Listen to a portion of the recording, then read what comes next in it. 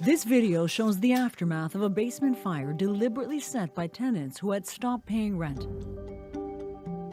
Fire started right here. It started burning out through these windows, up into the siding, and continuing up through the house. Down here was pretty much destroyed.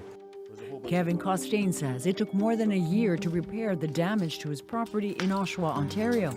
It had spread to the entire house. The tenant was put up in a hotel by the Red Cross, and then the son was arrested for arson. But still, even then, January 28th, I didn't get an eviction until August 15th. Costain tried to kick his tenant out months before the fire because he wasn't paying his rent.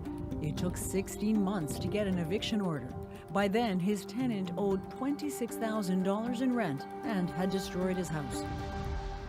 So until that point, when you finally got the eviction, he still had rights here as a tenant, even after setting fire to it. That's right. He had what they call possession of the property. And so he would continue terrorizing me by sending emails, telling me how he wanted the house painted. Terrorize you? Is that how you feel?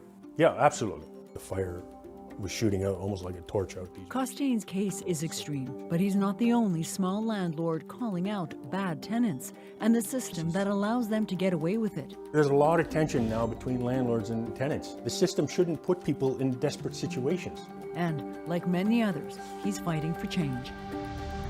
Many small landlords are taking matters into their own hands. Some are reporting non-paying tenants to credit bureaus. Others creating bad tenant lists online. Thousands are also uploading eviction orders on a new website to publicize a tenant's track history. And tens of thousands have signed a petition to automatically evict non-paying tenants without a hearing.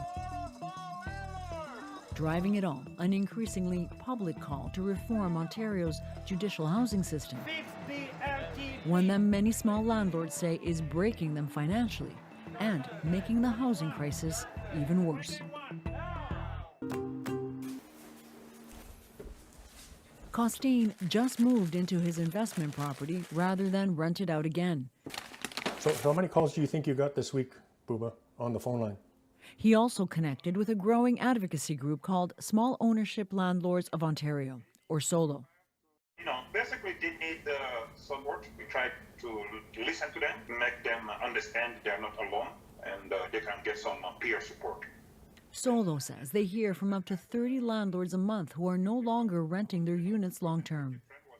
We're motivated by how disjointed and dysfunctional the system is right now. There has to be changes. There has to be fairness in the system. There has to be an environment where a person can, rent out their place and give a person a chance. We have to make this fairer, better, and we have to change the incentives.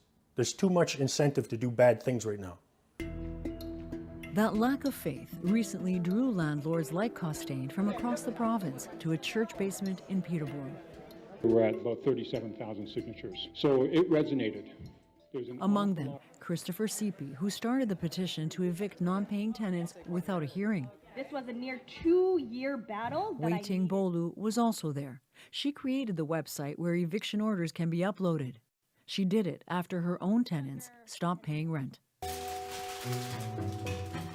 Costain is on the other side of his ordeal, but he also says he can't be a landlord again. I should want to maybe do an upgrade and maybe turn this into 2 properties and have 2 rentals on the market. I should want to provide for the housing crisis because it's pretty bad, but I can't. I can't bring myself to face that again. The thought of somebody else so perfectly willing to destroy my life would have the ability to do so is pretty scary.